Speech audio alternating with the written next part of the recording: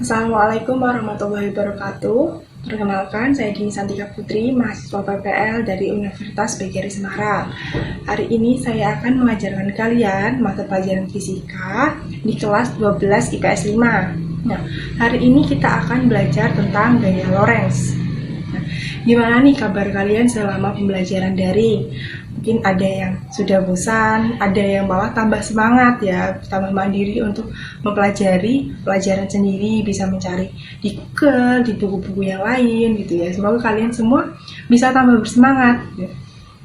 Nah, hari ini kita akan belajar tentang gaya Lorentz, di mana KD-nya ada KD 3.3 dan KD 4.3. Nah, tujuan pembelajaran kita hari ini adalah kita dapat mengetahui tentang induksi magnetik, gaya magnetik, atau dengan kata lain tadi gaya Lorentz, dan ada medan magnetik. Nah, di kehidupan sehari-hari ternyata kita sering menggunakan gaya Lorentz ini. Mungkin kita asing mendengarkan kata gaya Lorentz, ternyata kita sering menggunakan di kehidupan sehari-hari. Contohnya ketika kita menggunakan kipas angin. Lalu ada ketika kita menggunakan blender. Setelah blender, kita juga kadang menggunakan mixer. Mungkin untuk ibunya yang sering menggunakan. Ternyata ketiga benda itu menggunakan konsep dari gaya Lorentz. Nah, kenapa bisa menggunakan konsep dari gaya Lorentz? Nama kipas angin yang sering kita pakai ya. Nah, pertama, kipas angin itu di dalamnya mempunyai kumparan. Nah, kumparan itu ketika dialiri arus listrik akan menghasilkan medan magnet. Nah, medan magnet itu akan menghasilkan gaya Lorentz, menimbulkan gaya Lorentz. Nah, di mana menimbulkan gaya Lorentz itu akan menggerakkan benda. Nah, makanya kipas angin itu dapat bergerak. Nah, lalu ada contoh dari motor listrik. Motor listrik itu mungkin kita pikirannya motor listrik itu motor yang kita pakai yang listrik itu ya, bukan ya. Motor listrik itu adalah alat yang digunakan untuk mengubah energi listrik menjadi energi kinetik. Nah, di mana energi kinetik itu adalah energi gerak. Nah, itu disebut dengan motor listrik. Nah, setelah kita mengetahui penerapan dari gaya Lorentz di kehidupan sehari-hari, kita masuk ke materi gaya Lorentz. Nah, kita tuliskan. Nih.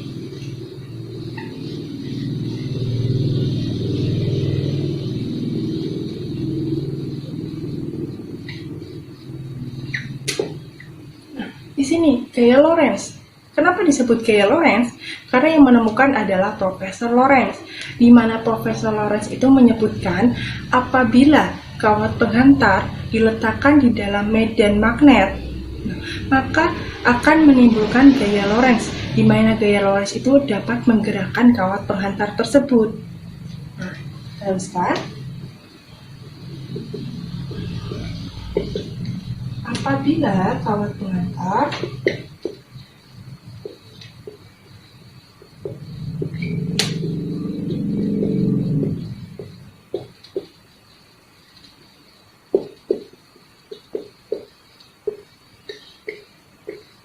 diletakkan di dalam medan magnet, maka akan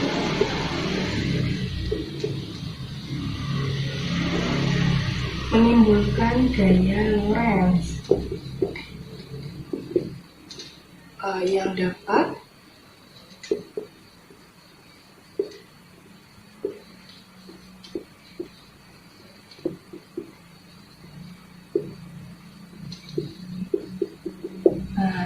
sini dapat menimbulkan gaya Lorentz yang dapat menggerakkan kawat penghantarnya tadi yang diletakkan di antara medan magnet. Nah, di buku kalian bisa baca gaya Lorentz itu dapat timbul karena yang pertama kawat lurus yang dialiri arus, dan yang kedua ada pada muatan yang bergerak, yang ketiga ada pada kawat sejajar yang dialiri arus listrik. Nah, kita bahas satu persatu. Yang pertama ada kawat lurus yang diberikan arus. Nih.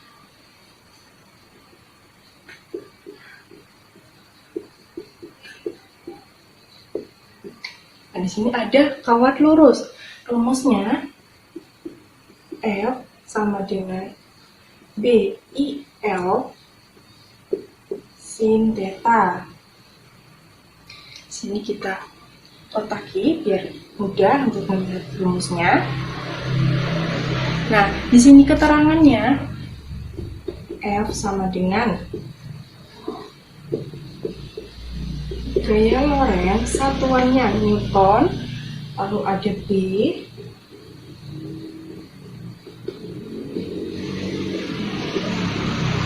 medan magnet, satuannya Tesla.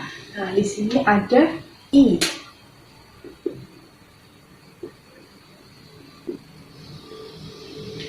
Kuat arus, satuannya ampere, lalu ada L. Sini panjang kawat,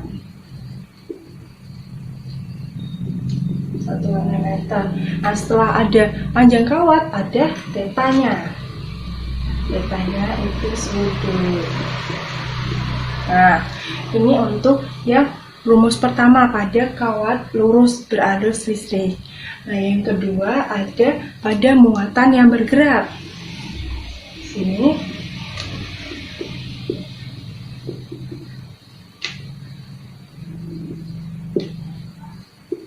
nah, muatan yang bergerak, kita tuliskan rumusnya ada F sama dengan B QV sin theta. Nah, di sini kita kotaki lagi biar gampang melihatnya. Nah, ini keterangannya, F-nya masih sama, gaya Lorentz sama dengan ini, P-nya medan magnet, dan ini Q-nya itu muatan. Satuannya kolom, lalu ada V. Nih. Kecepatan, satuannya meter per sekon. Lalu ada sudut, sudutnya sama ya, theta. Nah, di sini kita bisa lihat perbedaan rumus pertama dan rumus kedua. Pada kawat lurus ada panjang kawatnya, dan pada muatan yang bergerak ada muatan dan kecepatannya. Nah, sekarang kita ke rumus yang ketiga, yaitu pada rumus gaya Lorentz pada kawat sejajar berarus listrik.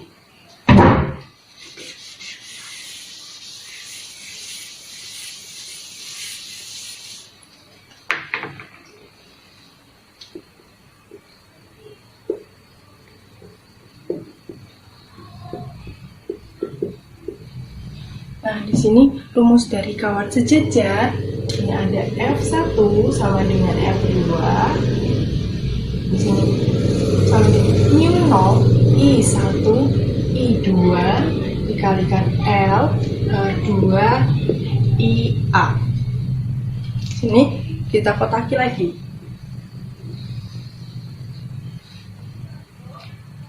Nah, untuk F1 dan F2 itu masih sama, gaya Lorentz, satuannya Newton, sama. Lalu ada I1, I2 itu adalah kuat arus, L-nya masih sama. Kalau L yang di kawat sejajar itu panjang kawat masing-masing.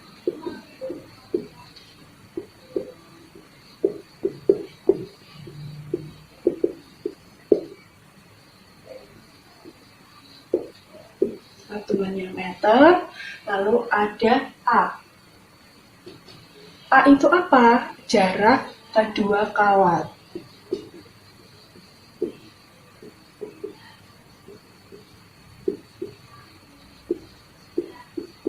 Satuannya meter.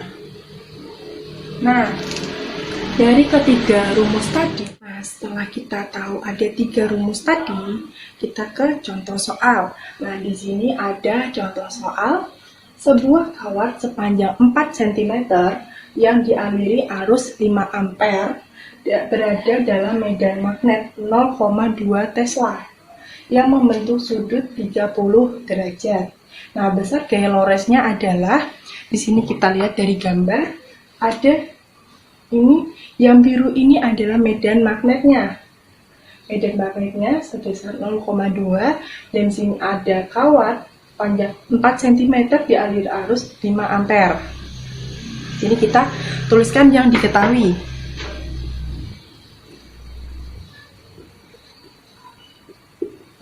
Yang diketahui ada L-nya 4 cm, kita ubah menjadi meter, 0,04 meter. Lalu ada I-nya, kuat arus 5 ampere. Lalu ada B-nya 0,2 Tesla. Lalu ada θ-nya 30 derajat. Nah, yang ditanya apa? Gaya Lorentz-nya. Ditanya F. Nah, di sini.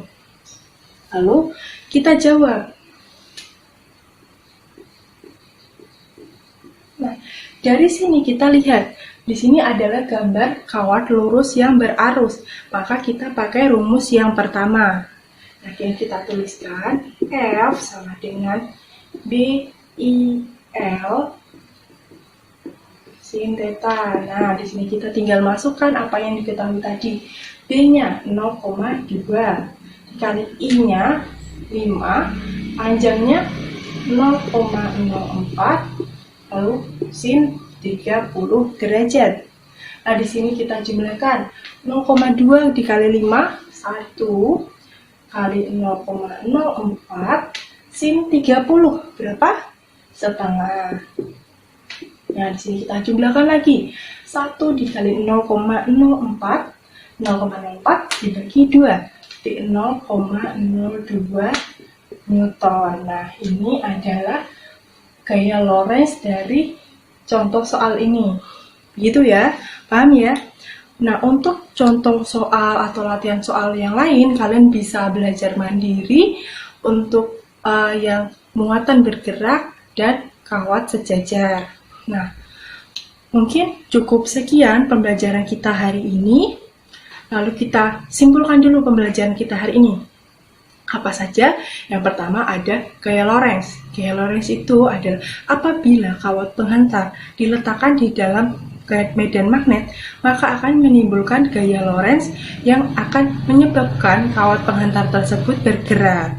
Nah, lalu ada 3 rumus di mana gaya Lorentz itu terjadi apabila yang pertama ada kawat lurus yang dialiri arus listrik.